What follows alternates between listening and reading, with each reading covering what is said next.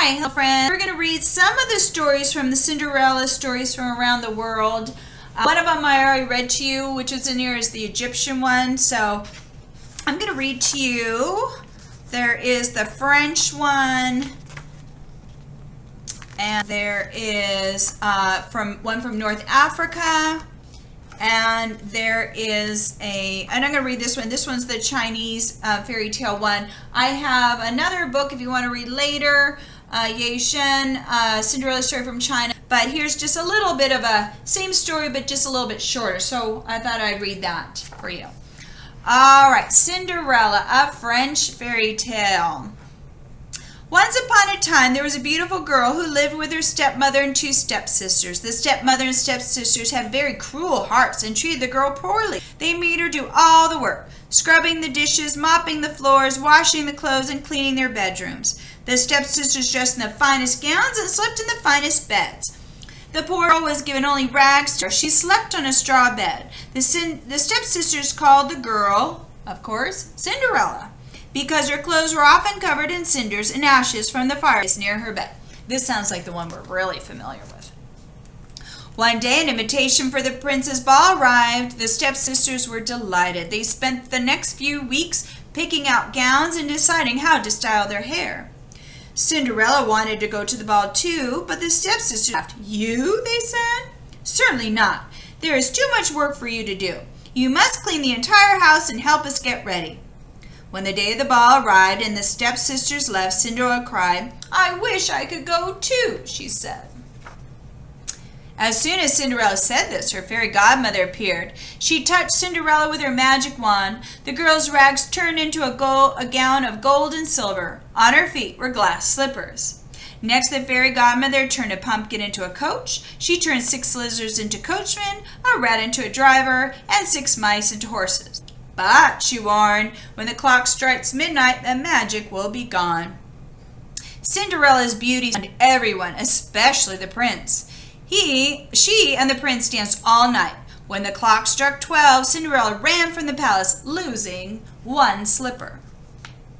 The prince was puzzled. Who was she? How could he find her? All he had was 1 glass slipper. The next day he issued a proclamation. "I shall marry the girl who fits the slipper." The prince's servant traveled from house to house. He tried the slipper on every girl. It did not fit any of them. At Cinderella's house, the stepsisters tried. When the slipper did not fit, Cinderella asked, "May I try?" It fit perfectly.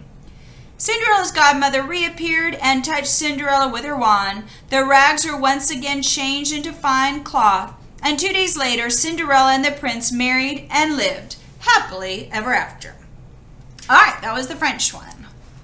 All right, this one is called Little Burnt Face, and it's a fairy tale from the Micmac tribe of North America. Sorry, I said North Africa before. This is from North America.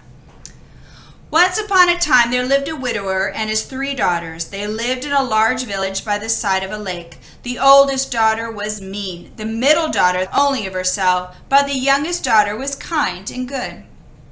Every day when their father went off to hunt, the oldest daughter burned the youngest daughter with hot coals. She did this so often that the youngest daughter was covered with scars. The villagers called her Little Burnt Face.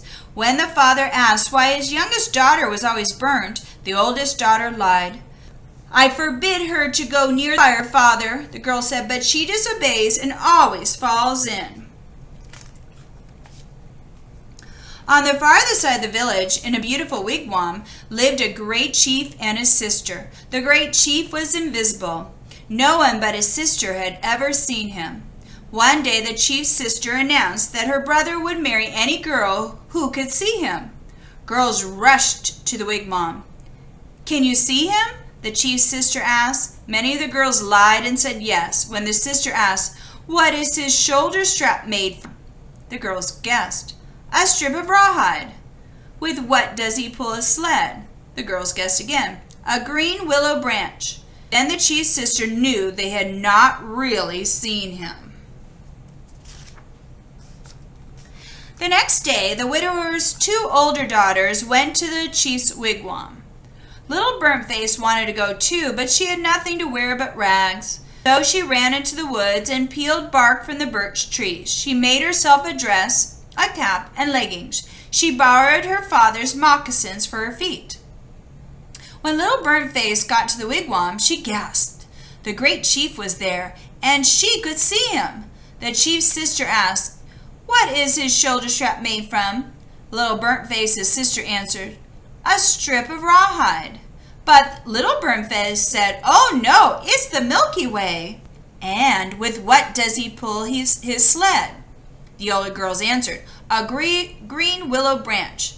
But little Burnt Face said, "No, it's a rainbow." The chief's sister explained, "You have truly seen him." She bathed little Burnt Face with dew, and the girl's scars vanished. The great chief also changed. He was no longer invisible. Little Burnt Face and the great chief married. The whole village celebrated, except widowers' two older daughters. They were driven from the village forever. All right. One more from this different tales. This is Yeh Shen, a Chinese fairy tale. Thousands of years ago in China, there lived a cave chieftain named Wu. He had 2 wives. His first wife was beautiful and kind. She gave birth to a daughter, Yeh Shen, who was very much like her. Sadly, Yeh Shen's mother died. Shortly thereafter, Wu died too. Wu's second wife had a daughter named Junli. Junli and her mother were cruel and lazy. Without any other family, Yeh Shen was brought into their home. They ordered Yeh Shen to do all the work, collecting wood, washing clothes, and scrubbing the floor. Yeh Shen's only comfort was a golden fish that lived in the lake near the cave. Every day she shared what little food she had with the fish. One day Yeh Shen's stepmother found out about the fish. She was furious. She did not want Yeh Shen to have any joy. She captured the fish, cooked it, and served it for dinner. When Yeh Shen learned what had happened, she wept. The fish had been her only friend. But the fish spoke to her. "Do not worry," it said. "Whenever you need something, just ask my bones." Soon the New Year festival arrived, a time for singing and dancing, but also time for men to seek wives. Yeh Shen wanted to go, but her stepmother made her stay home. She didn't want Yeh Shen to ruin Jun Li's chances of finding a husband. Yeh Shen cried to the fish bones. As promised, the spirit fish took care of Yeh Shen. It turned a beautiful silk gown and gold slippers woven into a pattern of fish scales. But the spirit fish warned, "Be careful with the slippers. If you lose one, you shall hear from me no more." At the festival, everyone wondered who the dazzling girl was. "She looks like Yeh Shen," said Junli. Yeh Shen panicked and ran, losing one of her slippers. A villager found it the next day. He sold it to a merchant, who then brought it to the king. The king marveled at the tiny slipper. He decided that the slipper's owner should be his wife. Every woman in the land tried on the slipper, including Yeh Shen. When Yeh Shen put it on, it fit perfectly. Her rags turned into silk. She married the king and lived happily ever after. Fate was not as kind to Yeh Shen's stepmother and stepsister. It was said they were crushed by a shower of flying stones. Oh, dear. All right, and then I read to you also Rhodopis earlier. All right, so different versions of Cinderella. 2 with shoes, 1 with no shoe.